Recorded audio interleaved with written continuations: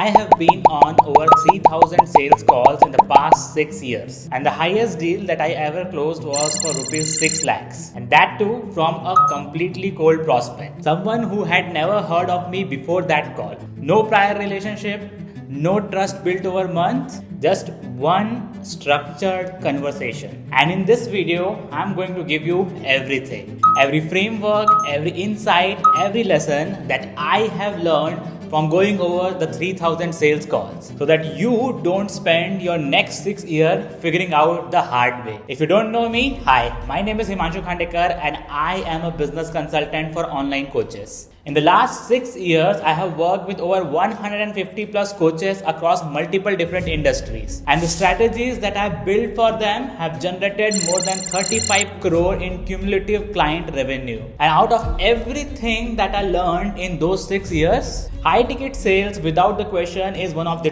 top 2 skills that has changed my life completely. Because by the end of this video, you'll exactly know how a high ticket sales call works, what mindset that you need walking into it, and I'll also share a demo script that you can start using immediately. So without wasting any more time, let's get into it. So what is high ticket sales and how it is different from what you are imagining? Now, before we get into the framework and the structure, let me make sure that we are on the same page when it comes to what high ticket sales actually is. Because a lot of coaches that I speak to, they have a very specific image in their mind when they hear the word sales. They imagine a guy in a shiny suit going door to door, pushing some product that people don't want it, and using pressure, manipulation and gimmicks to pull out a yes from someone. So let me tell you, if you have that image in your mind, it's completely wrong. That is not what high ticket sales is. Now let me define it properly for you. As of 2026 in the Indian coaching market, anything you are selling between 25,000 to 50,000 is going to be considered as a mid ticket, and anything above 50,000 or even 1 lakh above can be considered as a high ticket. Now, the way you sell a 1 lakh rupee coaching program is very different from how you sell a 500 rupees course. A 500 rupees course, you can sell that through a very good written landing page and a really good ad. And for that, no human conversation is required. But to sell a 1 lakh rupee coaching program, you can't do that just with ad. You need to have conversation, a real, structured and one-to-one conversation. And that conversation, when done right, is exactly what high ticket sales call is. Now here's what I want you to understand at a deeper level before we go any further. High ticket sales is not about pushing. It is not manipulation. It is not pressure. High ticket sales is about clarity. It's about service. It is a structured conversation that helps the right person to take the right decision at the right time. Hear me out.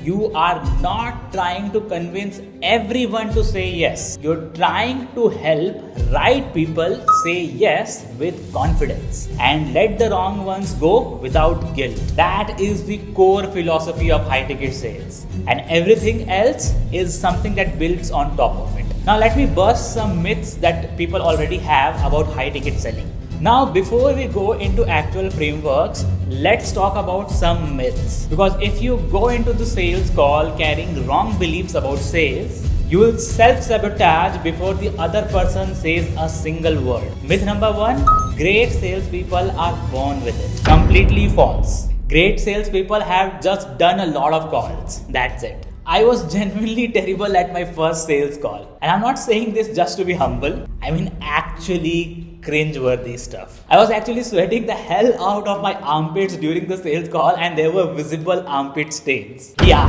that bad. And the only reason I got better because I kept showing up and kept doing the reps. Myth number 2. You need to have the right personality to be good at sales. Also false. Some of the best sales closers that I have encountered are actually introverts. People who would never describe themselves as naturally confident. Because high ticket sales is not about being loud. It's about listening deeply and leading the conversation with clarity. Myth number 3, great salespeople are powerful and with high energy.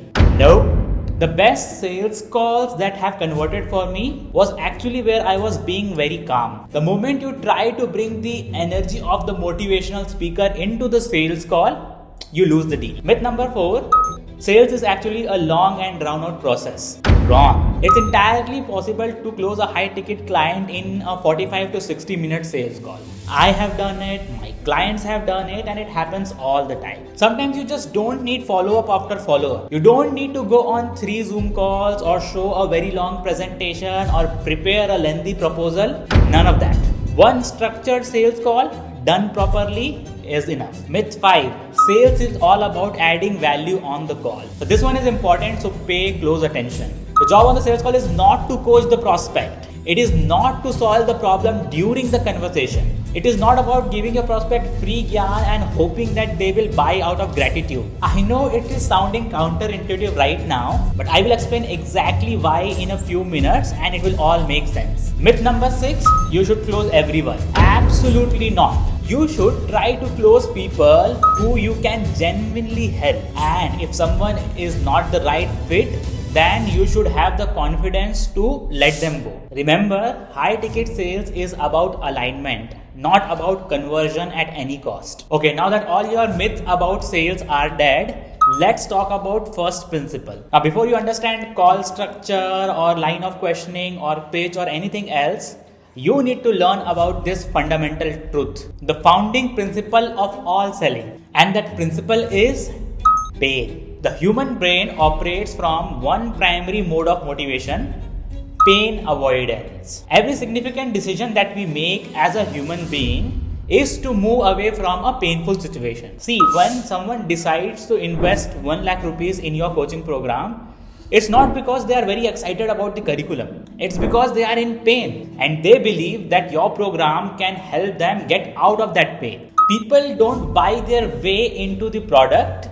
They buy their way out of the painful situation. And once you understand this, the job of high ticket sales becomes very clear. Your job on sales call has 3 and only 3 priorities. Number 1, clearly understand and define where your prospect currently is, their current situation, their current pain. Number 2, clearly understand and define where they want to be in, their desired stage and their dream outcome. And number 3, position your offer as a bridge between these 2 points. That is the entire game. Create the clarity about the gap and position your offer as the bridge. Everything else, the questions that you ask, the way you pitch and the way you handle objection, everything is meant to serve this purpose only. Now that we understand the first principle of sales, let's talk about the mindset.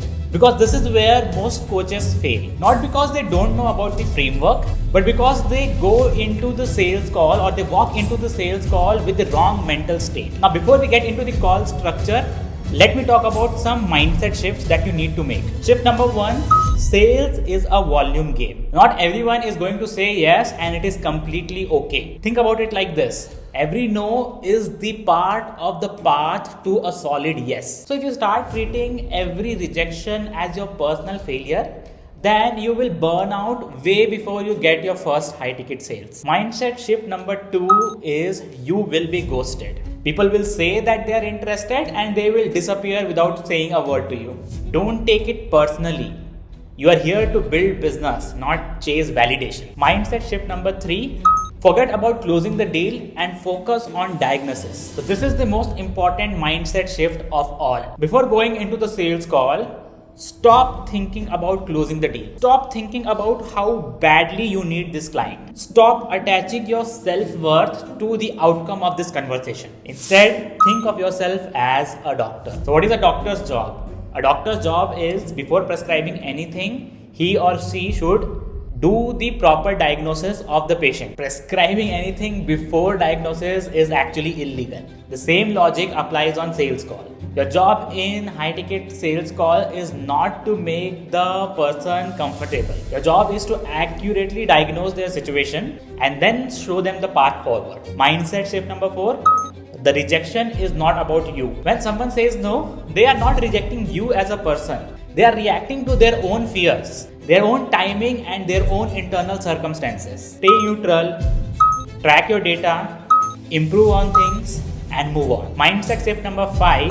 confidence sells louder than any other script. Your prospect is not just buying your offer, they are buying your belief into your offer. And if you say your price with shaky and unconfident tone, they will sense it immediately. And the opposite also is true. If you say your price with calm and grounded confidence, they will sense that too. Sales is a transfer of emotion. If you radiate doubt, then the prospect becomes doubtful.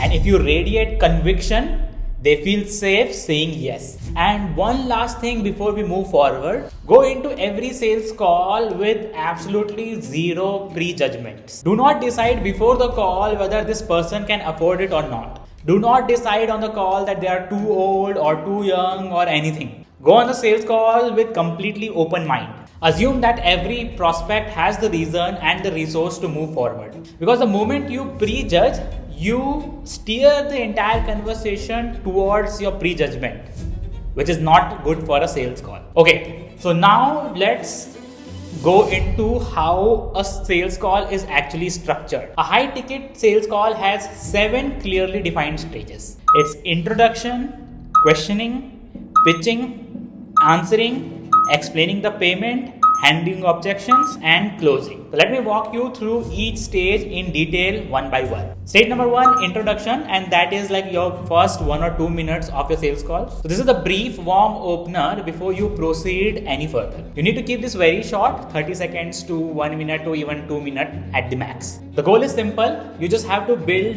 enough comfort so that you can move ahead with the call, and try to set a very calm and professional tone that says that this person knows what he's talking about. Stage number 2 is agenda setting. Just right after the intro, you set the agenda. Now this is very important, more important than a lot of people realize, because it gives your prospect a clear picture about how the call is going to flow, and also it certainly positions you as someone who is going to lead the conversation. So it can be something like this. So here's how this call will go. I'll start by asking you some question to understand where you are and what your goals look like. And based on your answer, if I feel like we can genuinely help, I will explain how we work and how that looks like. And towards the end, you can decide whether this is right fit for you or not. Sounds good? Simple and clear. And notice what this does for you. It removes the pressure from the prospect immediately. They know upfront that they get to decide. Nobody is forcing anything on them. Now comes the stage 3, which is questioning phase. It goes about 20 to 30 minutes. Now this is the longest and the most important part of the sales call. And a lot of coaches, they rush through it because they are very eager to pitch. But that is a very big mistake. The questioning phase has just one job. Understand where your prospect is, understand where they want to be, and understand why they are not doing it by themselves. And there are 4 sub-stages within this stage. So sub-stage A is establishing the primary motive. You can start by asking them what brings them into this call. So you can ask questions like, what motivated you to book this call today? And then you can dig deeper into, is there a specific problem that you are hoping we can solve? Or how long this has been a problem for you? Now, and this is critical, you let them talk. And when they finish talking, you wait for 2 to 3 seconds before you ask your next question. Because that silence of 2 to 3 seconds, 4 seconds is completely intentional. Because most people are deeply uncomfortable with silence. And when you give your prospect silence, they start filling it with more and more information. Information that helps you understand their real situation. So if somebody says something and tum chup rahe, there is a very high chance that they will start saying something. Guaranteed. Now comes the substage B, which is understand their current situation. Now you have to dig deeper, more and more deeper into their current situation. You can do that by asking them questions like how they are currently getting clients, or what is their current weight, or on a scale of 1 to 10, how would they rate their current relationship with their spouse. Please feel free to modify these questions as per your niche. And you must try to quantify their pain. You should get a specific number out of them before moving forward. And this is not just for your understanding. When you highlight the gap of where they are and where they want to be later in the call, you'll be needing a specific starting point. And you can tell that number that we have quantified their current situation, because that number really holds a weight. Now comes the substage C, understanding their desired situation. Here you flip the script. Here you ask the questions which help them imagine their dream situation after working with you. You can ask questions like how much they want to be making per month, or what should be the desired weight, or like where exactly they want their relationship with their spouse to be. And you can go further with asking questions like what is their motivation behind that number, how would reaching that number can actually change their life. You can keep asking the why questions and go deeper with every answer. The goal here is to get them emotionally connected with the desired outcome and not just being logically aware of it. You want them feel what it would be like to be at that place. Now comes the substage D, the gap recognition. So at this point, you bring both sides together. So you can say something like this. So you are currently at X and you want to get to Y. And between these 2 points, there's clearly a gap. What do you feel is stopping you from bridging the gap on your own? And this question is the turning point of the call. Because for you to move forward, the prospect has to admit that they can't do it on their own. And they will give you one of these 3 reasons. Number 1 is they don't have the knowledge or the skill to do everything on their own. Number 2, they know what to do. They are just looking for a shortcut. They want to get to their desired outcome as quickly as possible. And number 3, they want a proven system. Someone who has been there and done that, guiding them how to do it. So any of these 3 is your green light to move forward. And then the final nail in the coffin. After the gap recognition, you have to wrap everything in emotion. And you can do that by asking, if you don't solve this, then what will happen to your business / health / relationship a year from now? And what does that mean for you personally? And let them sit with that. Don't try to solve the pain. Don't try to offer suggestion. Don't try to coach them. Just let them sit there with the weight of it. And because it is an emotional weight, not logical, this is what is going to motivate them to take action. Now let's move ahead to the stage number 4, that is pitching. And pitching will take 3 minutes, 5 minutes, 10 minutes max, not more than that. This is the stage where most people think that selling happens. Actually, it does not. Selling has already happened in the stage 3. And by the time you reach stage 4, and if you have done the questioning phase properly, the prospect has essentially sold themselves. They have articulated their problems in their own words, connected emotionally with what they want, and admitted that they cannot get there alone. Now all you are doing is presenting yourself as the bridge. And your pitch should be concise, confident, and completely focused on the outcome, not on the features, not on the modules, not on the technical parts of what you do. The focus should be only and only on outcome, the transformation. Here's where you are, here's where you will be, and here's how we can get you from here to here. That is your pitch. Short, laced with conviction, and then shut up.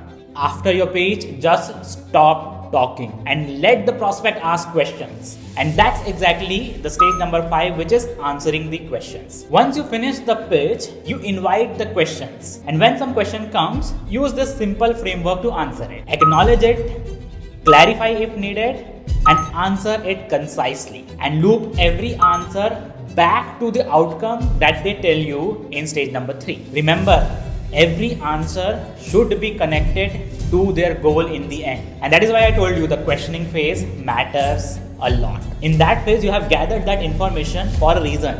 Now is the time you are going to use it. Then comes the stage 6, which is explaining the investment, and it will take you hardly 1 or 2 minutes. Now once they have asked everything and they genuinely feel aligned, explain the investment. Say your price with full conviction. No apology, no hesitation, just 100% calm confidence. And once you've said the number, calmly and confidently, again you have to shut up. The silence in this situation is the most important silence of the entire call. Do not fill it. Let them sit with the number. Let them process it and wait for them to speak first. And finally, we move to the final stage, which is handling objection. And this can go from 5 minutes to over 25 minutes depending upon how many objections your client has. See, if they don't immediately say yes, this means they have objection. And truth be told, there will be only 4 types of objections you will get on any sales call. The first objection can be of money. So though it can be like, I cannot afford it right now. The second objection can be of time. I cannot give too much time for it. The third objection can be family. So I need to check with my partner first. And the fourth is the delay. So let me just think about it and get back to you. These are the only primary 4 objections that people have. Now here's the most important rule while handling any objection. First, you have to agree with it. Don't fight the objection. Do not immediately jump into the counter argument. If you do that, then it will trigger your prospect's ego. And then the conversation becomes a debate, not a dialogue. So we don't want that. You first agree and then explore. So let me tell you how I handle those objections in my business, and you can have a look at that and understand it and modify it as per your business. So for the money objection, I say something like, I completely understand, but can I ask you something?